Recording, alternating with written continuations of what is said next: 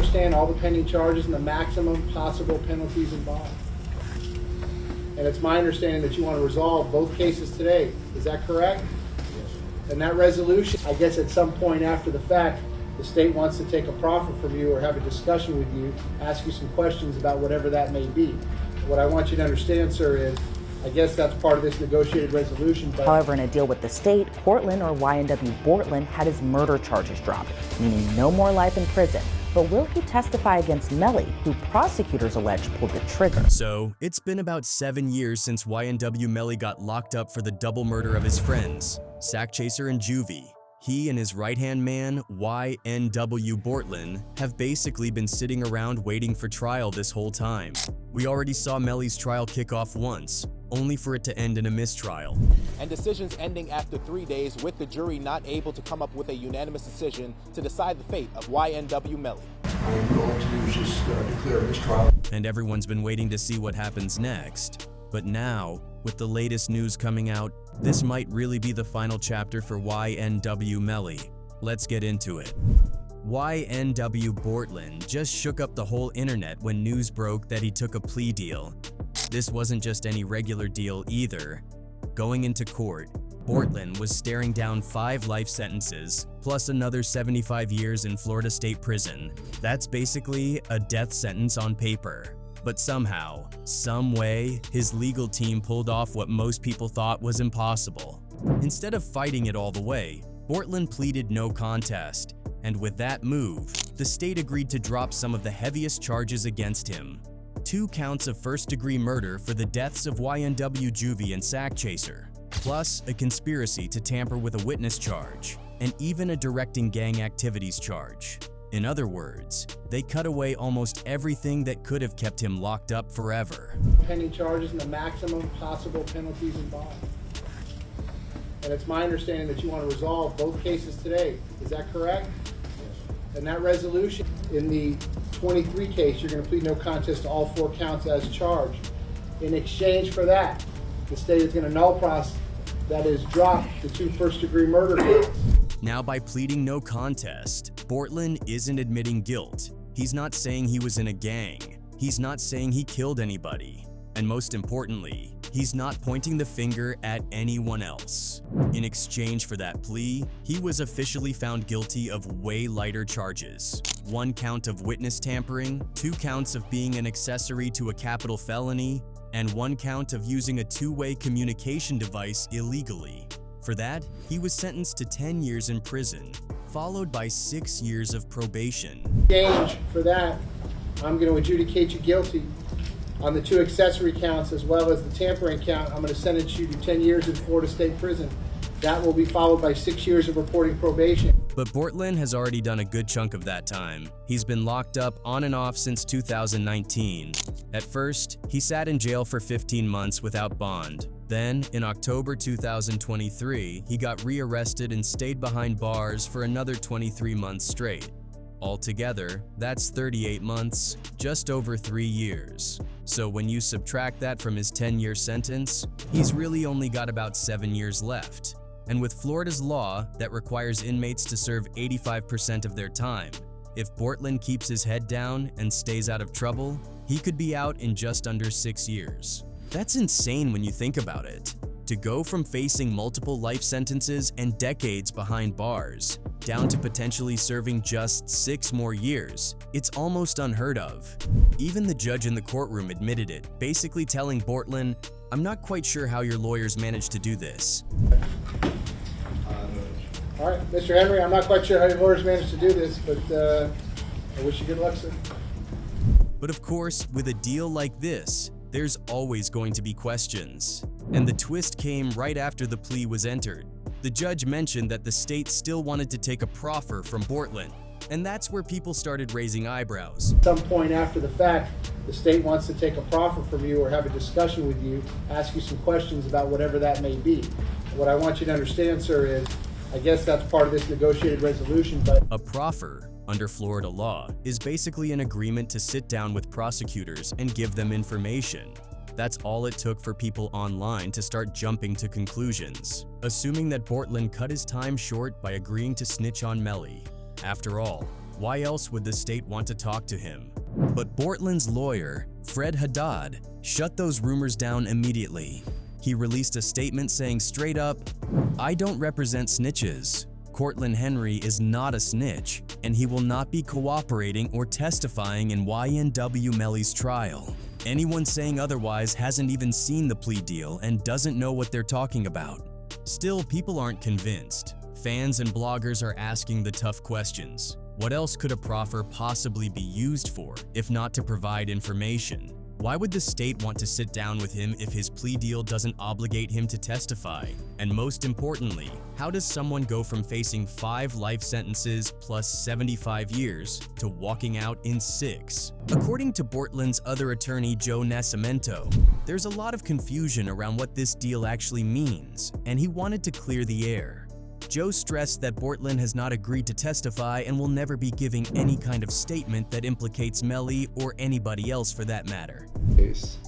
Bortlen is not going to sit down and give a lengthy proffer or answer questions about what he would testify to if he were called as a witness.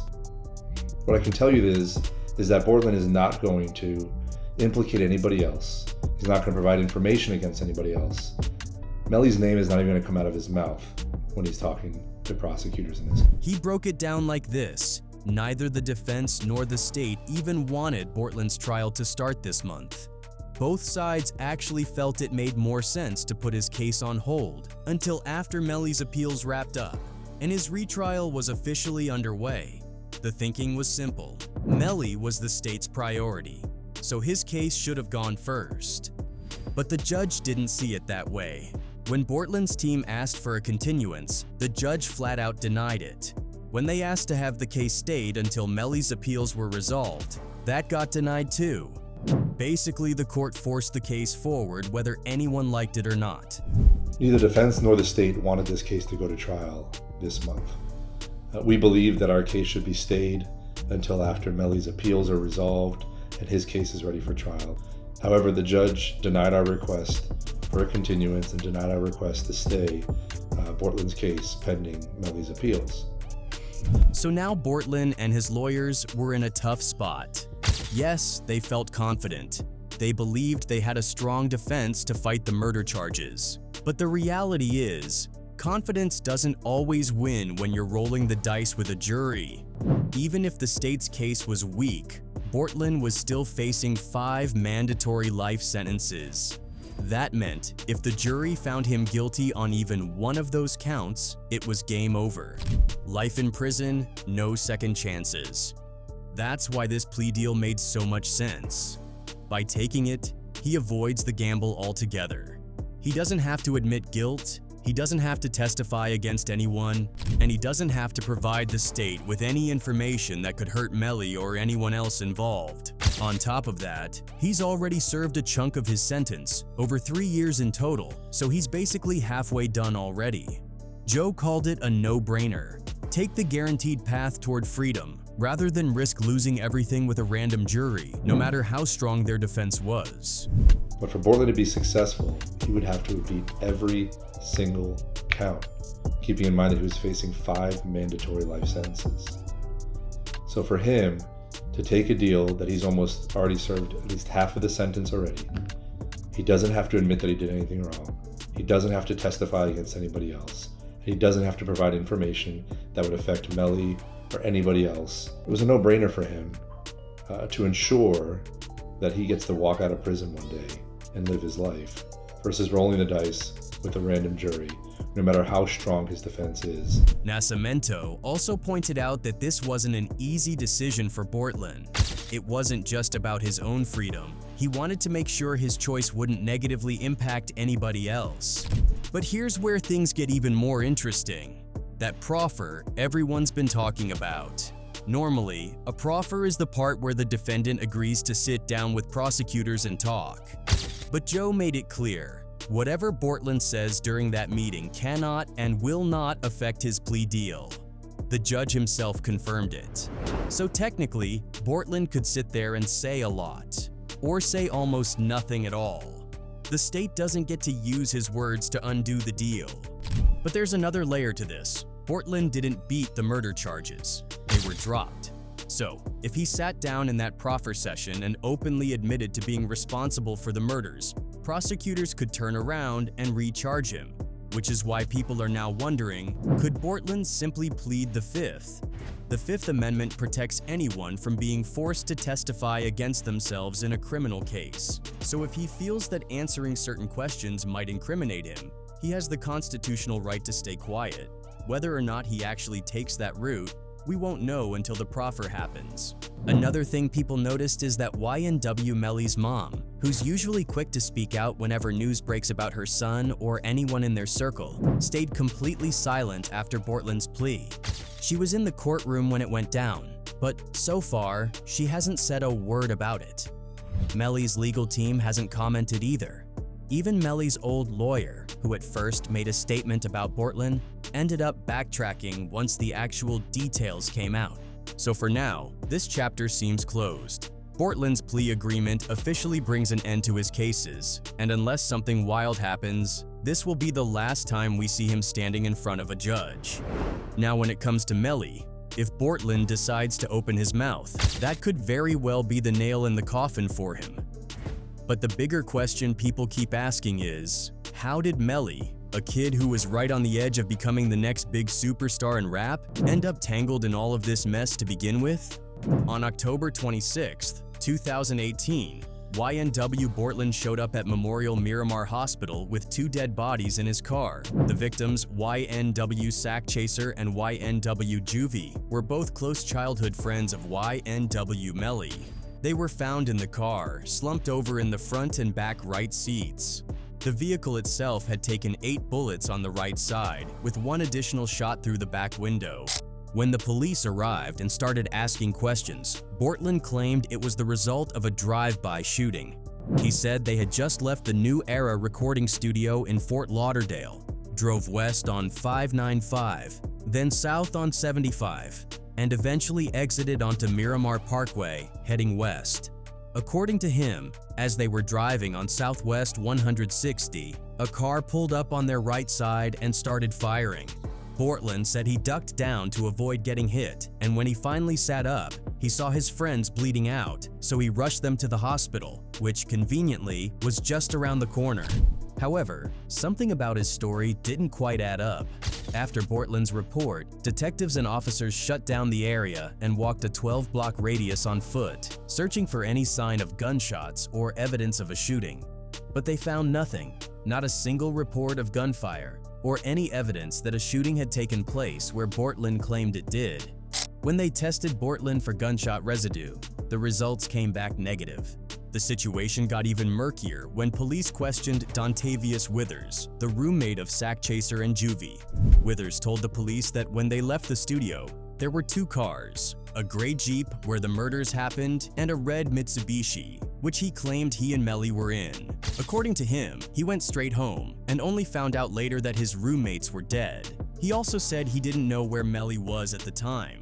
But as it turned out, Withers wasn't being entirely honest. It was later revealed that before the police even showed up, he was actually with Melly at Fredo Bang's house. Withers eventually changed his story, admitting that Melly was in the gray Jeep when they left the studio, but then got into the Mitsubishi around Sheridan Avenue after Withers Snapchatted him to come pick him up. However, when the police obtained security footage from the manager of the recording studio, it clearly showed that Melly had left in the gray Jeep, sitting in the back left seat. Remember, the victims were found in the front and back right seats. So, Withers' story didn't hold up.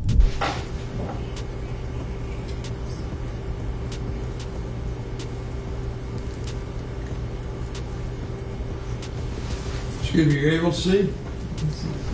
The investigation deepened when the police found a single .40 caliber shell casing on the floorboard of the Jeep, right where Melly had been sitting. The casing was inside a white plastic bag. Now, if this really had been a drive-by, there wouldn't have been shell casings inside the car. This evidence pointed to the shots being fired from inside the vehicle, not outside. To make things even more damning, police were able to obtain T-Mobile cell phone records that tracked the locations of Melly, Bortlen, Sackchaser, and Juvy minute by minute. These records showed that all four were in the car together at the time of the murders. The records confirmed that the Jeep exited on Miramar Parkway but then turned north on SW 184th and later west on Pines Boulevard around 3:53 a.m. before turning back east at 4:06 a.m. This route would have given them enough time to drive all the way out to the outskirts of the city, where there's nothing around, and back. The records also showed that they were driving around the area west of Year 75 before arriving at the hospital at 4:35 a.m. Interestingly, Melly's cell phone separated from the car at 4:32 a.m., just 3 minutes before the Jeep pulled into the hospital.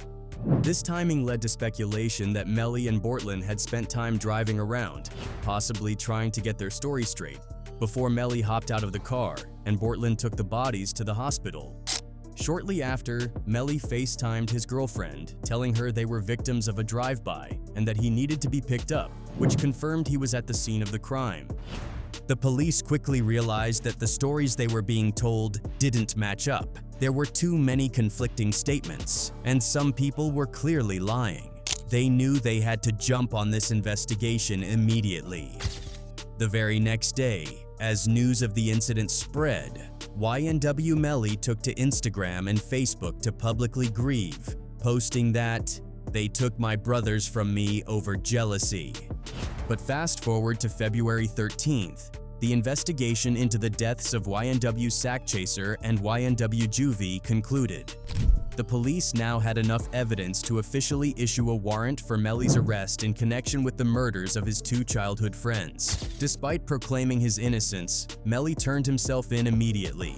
Just 2 weeks later, the evidence against him was laid out, and it didn't look good. For starters, YNW Bortlen had lied about where the crime actually took place. He told the police that the drive-by happened on Southwest 161st Street, so they brought out a K9 unit to investigate the scene. The dog didn't find a thing though, which led officers to search a more rural area they suspected might be the real crime scene. That's when the dog hit pay dirt, discovering 8.40 caliber shell casings and 2 types of glass matching the front passenger and rear passenger windows of the Jeep the victims were in. It became clear the crime scene wasn't even close to where Bortlen had reported it. This new evidence prompted investigators to take another hard look at the vehicle. They decided to do a trajectory analysis using rods and strings to map out the bullet paths. What they found blew Bortlen's story out of the water. There was no way this could have been a drive-by shooting. The bullet paths and the wounds on the victims told a different story, one where the shots came from inside the car. The police suspected that Melly and Bortlen had parked the Jeep somewhere, shot their friends, and then staged the scene to look like a drive-by before heading to the hospital. When the autopsy reports came back, they painted a grim picture.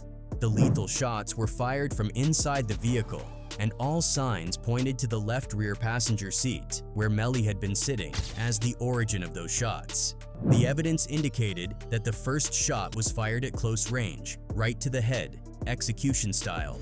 Additional shots hit the victims after they were already down, which suggests they were deliberate, cold-blooded killings. As if that wasn't enough, both victims had bullet wounds that followed a left-to-right trajectory, directly contradicting Bortlen's story about a drive-by from the right side. Everything pointed to the idea that Melly had shot his friends point blank, and then he and Bortlen drove around trying to cook up a believable story. To make matters worse, Melly's music didn't do him any favors, with tracks glorifying guns, murder, and even mentioning his alter ego, Melvin, who he described as reckless and unpredictable. Melly wasn't exactly coming across as an innocent guy. Take his breakout hit Murder on My Mind, for example. The video was dark and heavy, showing the aftermath of a shooting where Melly's character accidentally kills a friend who slowly dies in his arms. The lyrics were just as graphic, and over time, people have picked them apart like a puzzle, especially because of how they seem to mirror what later happened in real life. When Melly rapped, "I didn't even mean to shoot him. He just caught me by surprise. I reloaded my pistol, cocked it back and shot him twice." It painted such a vivid picture that fans couldn't help but connect the dots. Then came his first sit-down with no jumper. His vibe in that interview threw people off, kind of unsettling, but he also revealed a few things that made people raise their eyebrows. For instance, he had the names of his 2 best friends tattooed on his face. Normally, you'd expect tattoos like that to be memorials, honoring people who've passed away. But at that time, his friends were still alive. You know, I got Sackchaser right here, that's my brother and my twin. Okay. I got Juvy. Juvy? Brother. Just a lot of your friends who passed? Yeah. Nah, them my niggas right there. I wouldn't get none of my friends tattooed on my face until they died. Yeah. I'm not a shit. good friend like you are, Shit, apparently. like- Fast forward, and now those same friends, Sackchaser and Juvy, are the ones he's accused of killing. It's details like this that leave so many people uneasy, making it harder for them to believe in his innocence. And now, with the possibility of Bortlen actually saying something that ties Melly to the murders, it feels more and more like his chances of avoiding a life sentence are slipping away.